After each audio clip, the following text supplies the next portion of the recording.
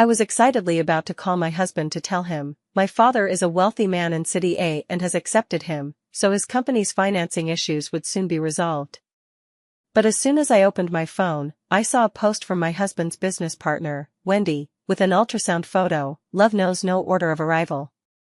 My husband liked the post, and I followed with a like of my own. Congratulations, congratulations. Seconds later, the photo was deleted.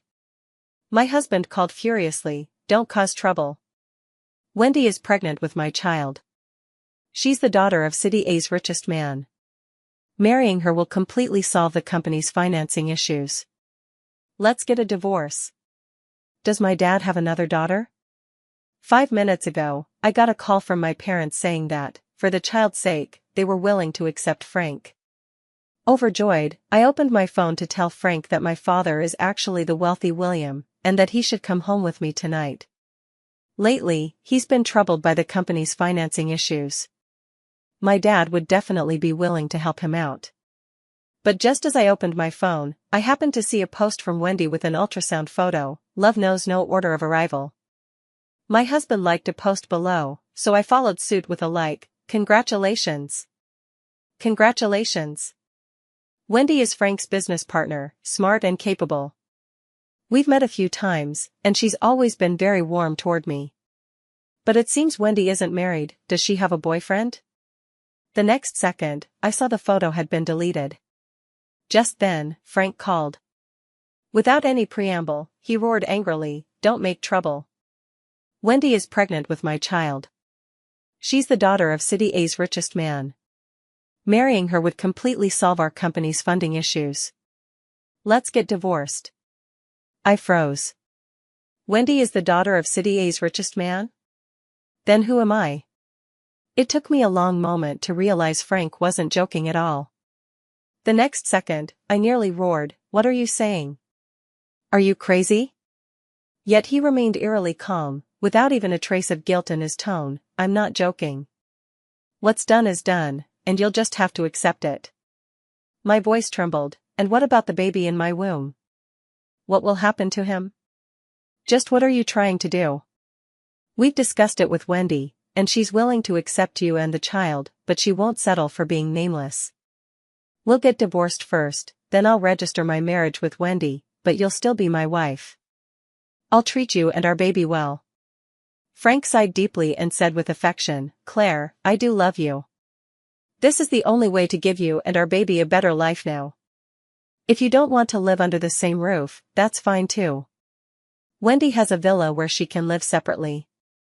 I could hardly believe these words were coming from a supposedly sane person. Frank, you're dreaming.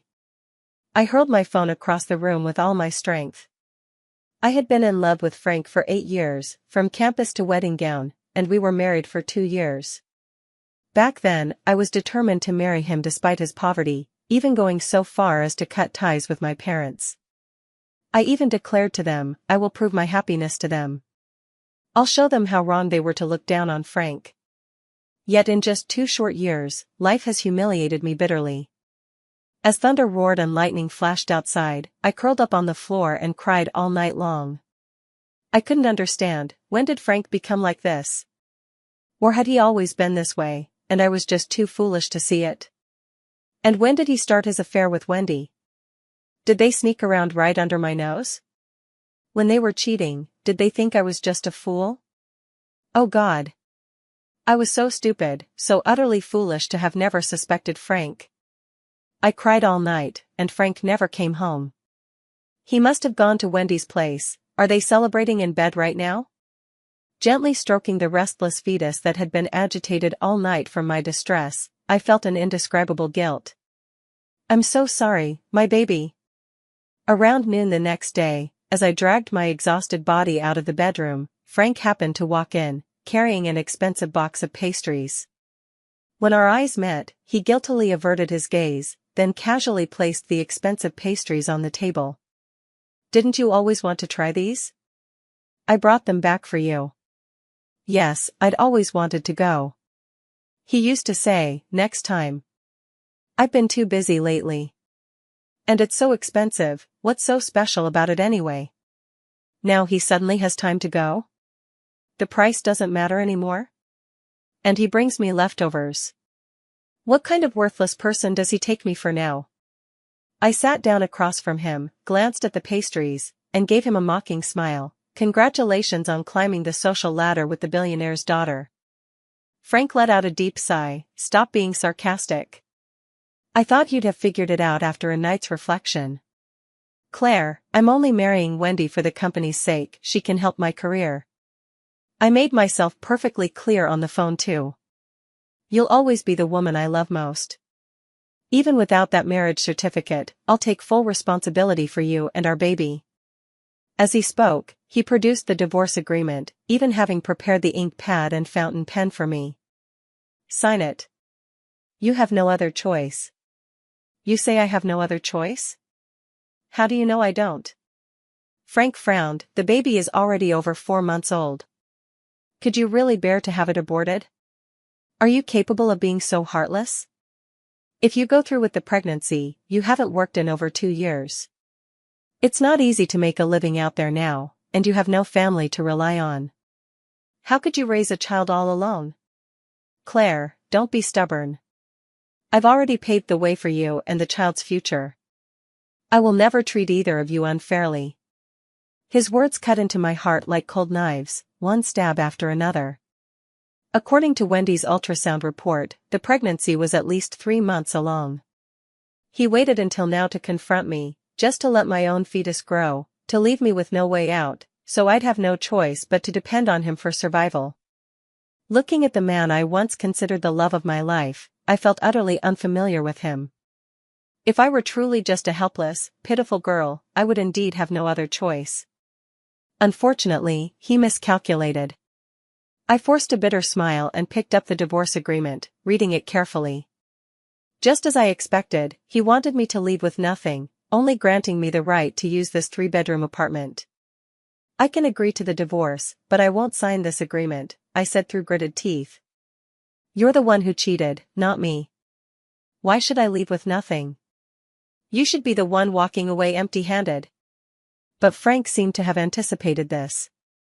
With a calm expression, he said, aside from debt, I have no assets. Even this apartment has already been mortgaged to the bank. What do you mean? How could he possibly have only debts and no assets? I was still in shock when Frank's phone vibrated. He glanced at the screen and answered with an unusually gentle tone, It'll be done soon, just wait a little longer for me.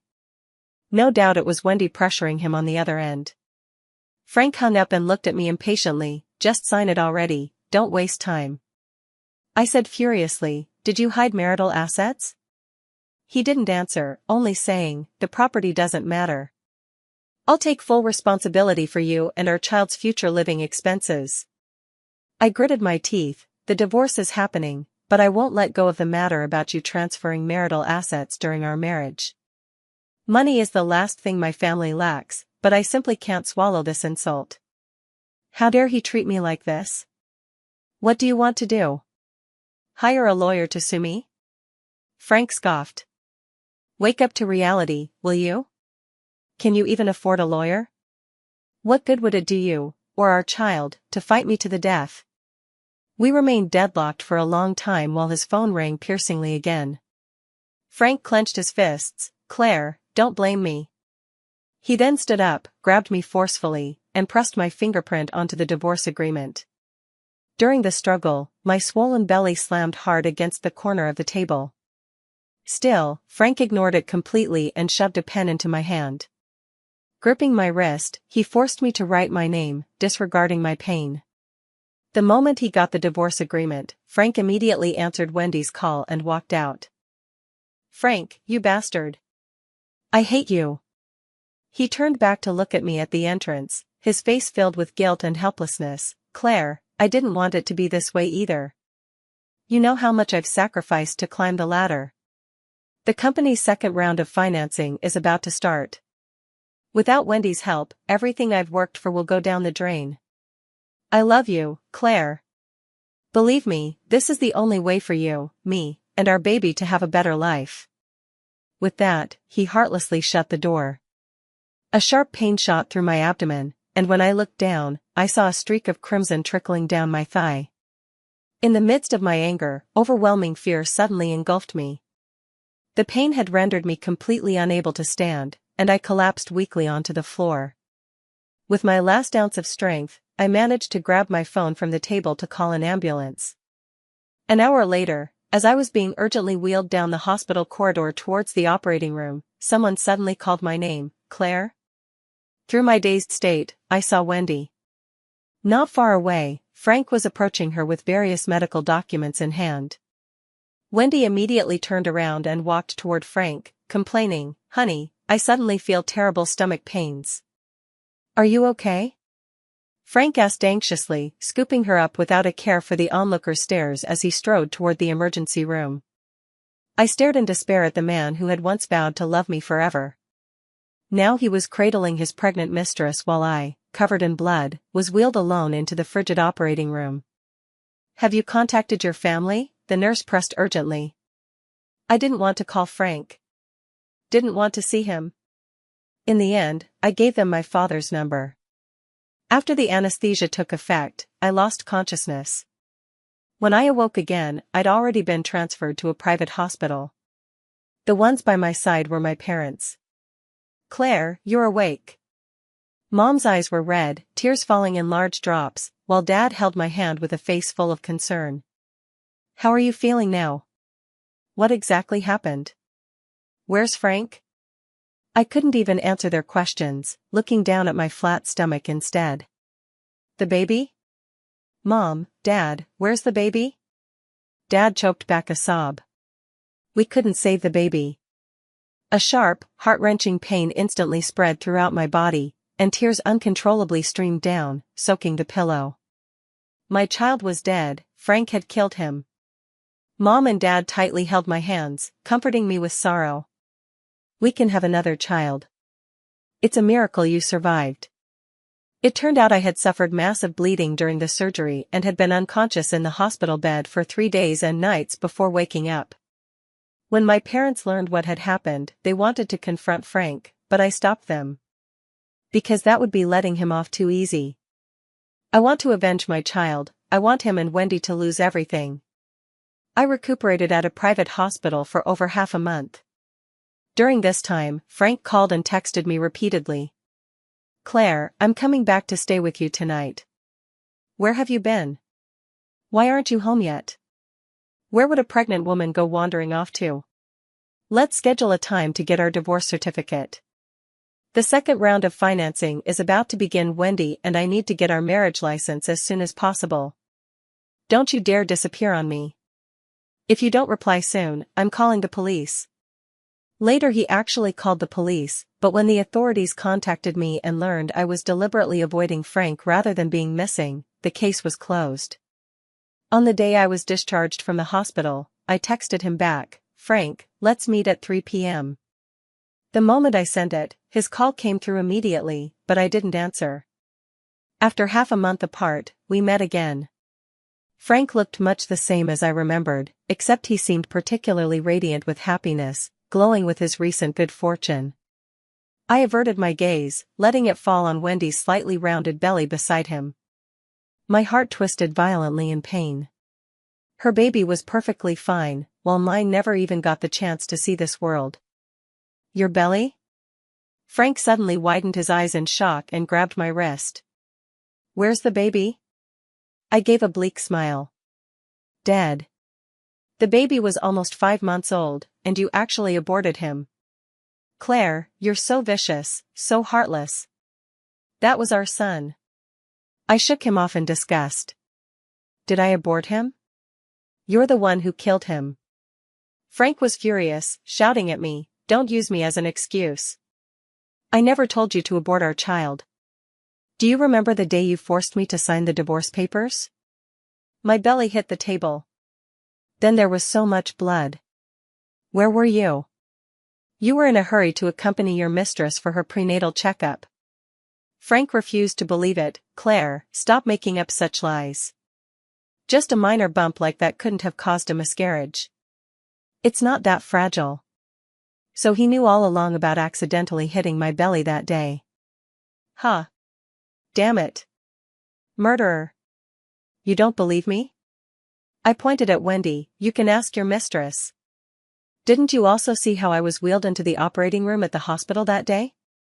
When Frank looked at Wendy, she immediately denied it. You're lying, I didn't see anything. Honey, you have to believe me, if I'd seen something that important, I would have definitely spoken up. She's framing me. I know you would never do such a thing. She's just making it up. By the time Frank tried to say anything more to me, I'd already lost patience with this back and forth and walked straight into the service hall. No matter what else he shouted after me, I paid no attention. The moment we got our divorce certificate, he immediately queued up with Wendy to get their marriage license. Yet only Wendy seemed genuinely delighted. Frank's gaze kept drifting toward me, his brows furrowed with unmistakable gloom. It appeared he was truly heartbroken about losing the child. Before leaving, I cast a cold glance at Frank. I'm curious, how exactly did you confirm this woman is the daughter of William, a city's richest man? Before Frank could respond, Wendy directly threw a household register at me. I'm not the heiress, you are? Out of curiosity, I opened the household register and was utterly shocked to find that the household head listed on Wendy's register was indeed my father, with the relationship column clearly stating father and daughter. Now it was my turn to be stunned. Both my brother and I had always been on our mother's household register, so I had never seen my father's before. Never did I imagine there would be another daughter listed in my father's household records. Clutching my divorce certificate, I rushed to the corporate headquarters to confront William. Dad, who is Wendy? My father looked completely baffled. Wendy? Which Wendy? Are you still pretending? I said angrily. Is there not a single decent man in this world? Even you? Tell me honestly, are you hiding a mistress behind Mom's back? Is Wendy your illegitimate daughter? Are you worthy of Mom?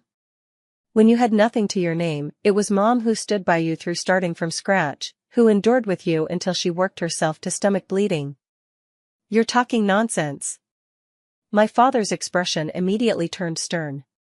In my whole life, I've only had your mother as my woman. Only you and your brother as my children. Where would some illegitimate daughter come from? Frank, that homewrecker claims to be the daughter of billionaire William, but your household register lists you as the head of her family. Don't even try to deny it. Show me your household register right now. Household registration booklet? My father frowned, then suddenly had an epiphany. Now I know who you're talking about, Wendy. She's a student I've been sponsoring. My father called in his secretary and showed me the documents about Wendy. The truth came to light. Wendy turned out to be a child my father had been supporting for over a decade. Back when my father was at his poorest and most destitute, Wendy's father had shown him kindness by offering him a bowl of noodles. So when he learned that both of Wendy's parents had died in a car accident, my father decided to sponsor the child of his benefactor. Later, after Wendy graduated from university, she was admitted to a city university. Because local residents enjoy better benefits, whether it's housing or tuition fees, Wendy used this as a reason to ask my dad if he could get her a local household registration. My dad treated her like half a daughter, so he spent some money to transfer her household registration under his name. Wendy was so touched that she insisted on recognizing my dad as her father to repay him for his kindness over the years. In fact, apart from Wendy, my dad has sponsored many other children. Over more than 10 years, he only met Wendy once or twice. That's why he couldn't remember who Wendy was earlier. When I told my dad that Wendy was the one Frank cheated with, he got so angry that he smashed an antique vase worth over $100,000. Daddy, they've already gotten married. Soon she'll be coming with Frank to discuss financing with you. My father was furious. They're dreaming.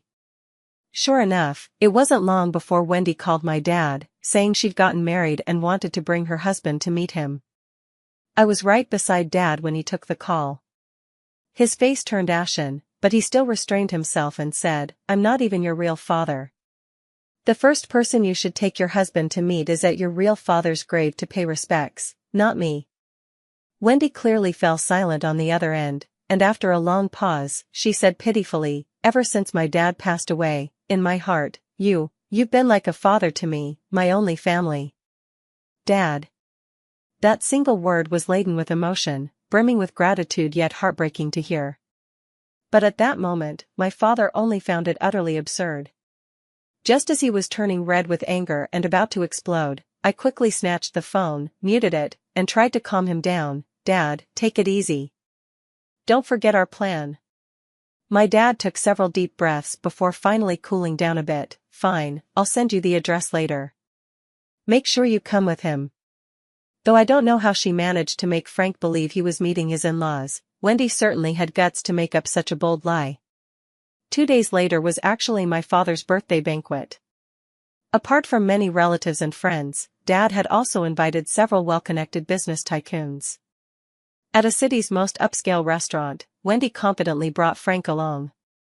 When I arrived, Wendy introduced Frank to my father. Dad, this is my husband Frank. Frank presented the grand gift he had brought with both hands. Dad, I wish you good health and a life as long as the southern mountains. Frank and my father had actually been in contact long before. Back then, I begged my father to make an exception and collaborate with Frank's small company on a project, but in the end, my father refused. He believed Frank's company wasn't capable of completing their project. At the same time, he told me that although Frank was talented, he was overly ambitious and fond of cutting corners, making him an unsuitable match. But at that time I was completely infatuated with Frank and wouldn't listen to any of it. My father didn't accept the gift, just gave Frank a cold glance. I have other guests to attend to, please excuse me. Frank had thought he was already climbing the social ladder, never expecting to be treated with such indifference. He looked at Wendy anxiously. What's going on? Your father doesn't seem to like me much? Didn't you say he adored his son-in-law?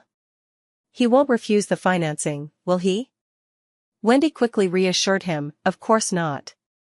He's just busy today and didn't have time for proper conversation. Once he's finished with his duties, he'll discuss the financing with you. Frank was half doubting, but why wouldn't he even accept my gift? Wendy certainly didn't expect this from my father either, so she quickly made an excuse. Family doesn't need gifts. My dad must have thought you were spending too much. Pfft. I couldn't help but laugh out loud. Frank actually believed that? It seems he loses all IQ points around Wendy. My laughter immediately caught Frank's attention. When he noticed me, he walked over in surprise. Claire, what are you doing here? Wendy caught up from behind, looking equally astonished. I swirled the red wine in my glass and said, why shouldn't I be here? Oh, I forgot to mention, I'm actually quite close with the richest man in City A. Frank scoffed in disbelief. How could you possibly be close with William? You never mentioned it before. How did you even sneak in here? Wendy sneered coldly. I suggest you leave immediately. My father's birthday banquet isn't a place for someone of your status. I chuckled dryly. Your father's birthday banquet? Who's your father? William, the richest man in City A. Otherwise? Wendy shot me a haughty glance. Get out now, or I'll have someone throw you out. Frank, afraid things would escalate, quickly tried to calm Wendy down. Forget it, honey. Don't bother with her. It's not good for the baby if you get upset. Then he turned and grabbed my wrist, his voice stern with warning. Claire, stop making a scene. Leave now. This isn't the place for your tantrums. If you have something to say, we'll talk properly after this is over, all right? I yanked my hand away violently. Claire. Just then, my elegant mother returned from the restroom. She stepped over and shielded me beside her, feigning ignorance as she asked, what's going on here? And who are these two? I sneered, Mom, isn't this my cheating ex-husband? And the other one must be his pregnant mistress. Frank and Wendy froze on the spot. When Wendy got a clear look at my mother, her face gradually turned deathly pale. Frank stared at me in disbelief. Didn't you say your family were all farmers in the countryside? How could this lady possibly be your mother? I smiled sweetly. What's the matter? Don't we look alike? Ever since I was little, people said I looked just like my mother, as if I were her carbon copy. Yet my mother's aristocratic elegance was worlds apart from a simple village woman's demeanor. While Frank was still stunned, trying to process everything, the host invited the guests to take their seats as the banquet officially began. I held my mother's arm as we walked toward the family's table. Behind us, Frank grabbed Wendy's hand. "Let's eat first, we'll deal with the financing matters later." But Wendy seemed rooted to the spot, unable to move. "Honey, I suddenly feel stomach pain, maybe we should go home first."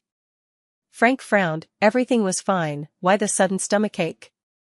"Your father is in a good mood today, we need to seize the moment to bring up the financing matter with him." "Wendy, but my stomach really hurts."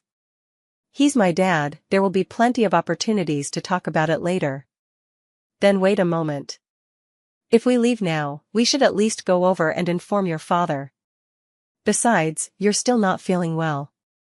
Then Frank simply left Wendy behind, jogged over to my dad, and said anxiously, "Dad, Wendy isn't feeling well, she might need to go to the hospital for a checkup."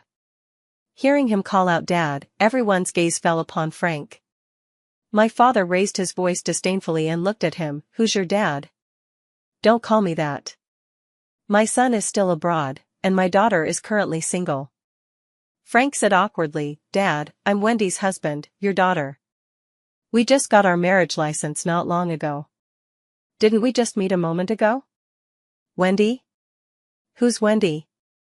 My father looked at me. "Sweetheart, stand up and introduce yourself to everyone." "Okay, Dad." I stood up. My father immediately walked to my side. "I have to admit, a girl changes completely as she grows up. Many of you probably don't recognize her. This is my one and only daughter, Claire." Frank froze completely, staring at me with bewildered eyes. "How is this possible? And why shouldn't it be?" My mother also stood up. "Claire is our biological daughter, the sole heiress of our family." Still refusing to believe, Frank pointed at Wendy standing nearby. "Then who is she? Didn't Wendy just call you Dad? And aren't you both on the same household register? Unless, is Wendy your illegitimate daughter?" "Pa. What illegitimate daughter?" My mother scoffed. "Let her come explain herself. What exactly is her identity?" Frank turned beet red, shouting at Wendy, "What the hell is going on? You're not William's daughter?" Under everyone's watchful eyes, Wendy could no longer lie. Instead, she stabbed Frank in the back by arguing, "Honey, you misunderstood, I never said I was William's biological daughter. He's my adoptive father." Frank was completely dumbfounded. Having endured it all evening, my father could no longer contain his rage. He accused Wendy. "You dare claim that? All these years I supported you because of that bowl of noodles from your father, believing you were a child of both integrity and academic excellence. You stole someone's husband, got pregnant before marriage. And you killed my unborn grandchild. You're morally bankrupt. Worse than animals. From this moment on, don't even think about using my connections to gain any advantage." After saying this, my father turned and slapped Frank hard across the face. "And you? This ungrateful, shameless scum. Both of you get out of my sight right now." Just like that, Frank and Wendy were thrown out in disgrace. Frank probably never imagined that his carefully planned scheme to climb the social ladder would collapse so spectacularly. Yet as the banquet ended and I was about to leave with my family, Frank was still sitting at the hotel entrance. Without a doubt, he was waiting for me. My parents wanted to drive him away, but I stopped them. After all, we were once husband and wife, it was time to bring this to an end. "Claire, we've been together for so many years, and you've been toying with me all this time. Why didn't you tell me you're William's daughter? Did you find it amusing to make a fool out of me?" I truly couldn't understand how he had the audacity to turn the tables on me at this moment, blaming everything on me. "Frank, I kept it from you because when I married you, my parents were vehemently against it. And for you, I was willing to cut ties with them. But how did you slap me in the face? How did you make me regret it? Remember the day you told me Wendy was pregnant with your child? Just minutes before your call, my mom had phoned saying she was willing to accept you and asked me to bring you home. I was overjoyed and immediately wanted to tell you the truth, but what happened instead? Finally, I nearly roared, "You're the one who truly made me a joke. A fool. 10 years of my youth. All wasted on a selfish, ungrateful, treacherous dog of a man like you." Frank looked at me with deep remorse. "I'm sorry." "What's the point of saying sorry now?" I threw a lawyer's letter at him. "This is a lawsuit.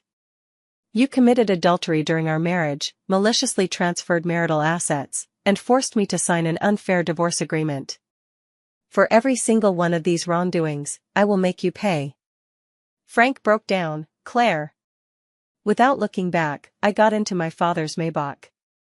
Not only did Frank fail to secure funding, but he also offended the richest man in City A. Anyone with even the slightest connection to my family would steer clear of him. Moreover, the news of the richest man in City A's ex-son-in-law cheating with an imposter and shooting himself in the foot became a huge scandal. Overnight, the incident spread widely online, with some even posting a video of my father reprimanding Frank and Wendy. In the days that followed, more details of Frank and Wendy's affair were exposed, along with photos of me diligently managing the household despite being heavily pregnant. Frank and Wendy have completely become the rats that everyone wants to beat in the street. And I'm only 25 this year, fortunately awakening not too late, and preparing to go abroad to study business management. Frank didn't keep me waiting too long either. He quickly couldn't hold out any longer. After the financing failed, his company's capital chain broke, and facing divorce litigation, he had no way out but to contact my lawyer, hoping to reach a settlement. In fact, all his current assets aren't even enough to cover the company's financial gaps. Taking him to court would just be a waste of time. The only thing of value he has left now is his software company. But that company is Frank's life, more important to him than his own wife. During the out-of-court negotiations, Frank pleaded with reddened eyes, "Claire, I'm sorry. I was foolish and got tricked by that bitch Wendy. I know I was wrong now. After all these years together, can't you give me one more chance?" I smiled mockingly. "Frank, I can give you a chance." Frank exclaimed excitedly, "Really? Claire, I'll agree to anything as long as you can forgive me. Only if you can bring my dead child back to life will I give you another chance." Frank's face instantly turned deathly pale. "Claire, don't joke about this. How could that possibly be done?" "Exactly. The dead can never return." I glared at him with eyes full of resentment. "If I give you a chance, who will give my child a chance? Frank, your current predicament is entirely your own doing. You killed our child. I'll never forgive you for this in my lifetime." As I stood to leave, Frank fell to his knees with a thud at my feet. "I'm sorry, honey. Please. I'll do anything if you'll just forgive me." Frank had always been proud to a fault, his ego unshakable. Even in such dire straits, he'd arrived today impeccably dressed in a tailored suit, every inch the polished gentleman. No one expected him to suddenly break down and kneel before me, fat tears splattering against the floorboards. Yet his pitiful display stirred little within me. All I felt was seething hatred. He was utterly despicable. "Frank, it's no use. No matter how pitiful you act, I won't soften my heart toward you. Keep some dignity for yourself." With that, I walked away without looking back, leaving Frank kneeling on the ground, weeping uncontrollably. In the end, Frank made an unexpected move by giving up the company he had painstakingly built over many years. The final settlement agreement was handled by lawyers. I never saw Frank again, as I had already boarded an international flight to pursue my studies abroad. Overseas, with my brother's help, I quickly adapted to life in a foreign country and threw myself wholeheartedly into my studies. Moreover, my brother's overseas company was thriving, and 6 months later he arranged an internship position for me. I began familiarizing myself with the family business while continuing my studies. 3 years passed in a blink, during which many outstanding men pursued me. Yet love had become an optional extra in my life. Family bonds, career, and enjoying life's fleeting moments were what truly mattered to me now. But if I ever met someone who stirred my heart again, I wouldn't hesitate to love. Someone like Frank wasn't worth losing my capacity to love over. That day, my brother and I returned home together. After leaving the airport, we went shopping at the mall and bought many gifts. When it was time to head back, my brother went to get the car while I waited for him at the mall entrance. A delivery guy came towards me and suddenly stopped right in front of me. I looked up, it was actually Frank. He was wearing a deliverman's uniform, dark and thin, his face weathered, completely devoid of his former elite demeanor. I suddenly felt a pang of pity in my heart. After all, he was a top student, yet he ended up in such a state. His voice trembled as he spoke. "Claire, long time no see."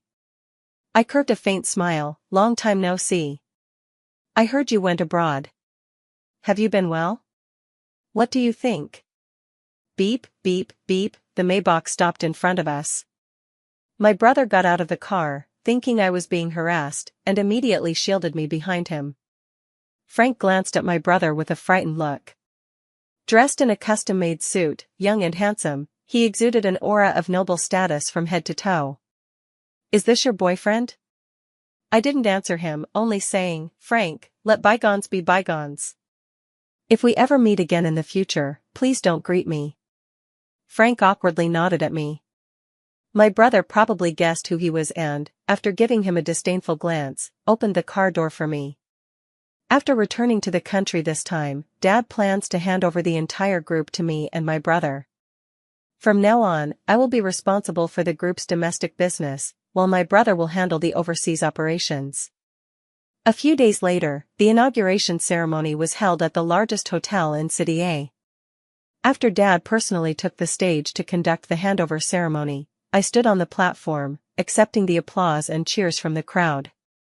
At this moment, a woman dressed in waitstaff uniform suddenly charged forward with a knife. "Claire, you bitch, I'm the real heiress, go die." The bodyguards rushed forward immediately. Yet just as the knife was about to stab into my heart, Frank in his security guard uniform dashed out and shielded me. Blood gushed out instantly. "Darling." Wendy instantly released her grip and was restrained by the bodyguards. "Are you insane? Have you forgotten how this bitch treated us? Why would you save her? I'm your wife." Then Wendy burst into hysterical laughter again. "I knew it. After all these years, you're still hung up on that bitch. Claire, you shameless homewrecker, you stole my husband. You have no shame." Frank gripped my hand tightly. "I'm sorry, Claire, I owe you your son's life, and now I'm repaying it. I was such a fool, chasing fame and fortune greedily until I lost you. Claire, I love you, truly. You're the only woman I've ever genuinely loved. Please forgive me, won't you?" A tear fell onto his face as I whispered, "Frank, don't speak anymore. The doctor will be here soon, you're not going to die." However, Frank ultimately died. After Wendy's lies were exposed back then, she faced severe online attacks, and Frank even despised her, filing for divorce and refusing to acknowledge the child she was carrying. Later, Wendy suffered a stillbirth due to depression and became mentally unstable. Karma has its way of repaying. Wendy committed suicide not long after being imprisoned. But their affairs did not have much impact on me. I stand atop the tallest skyscraper in City A, overlooking the entire city, enjoying my own brilliant future.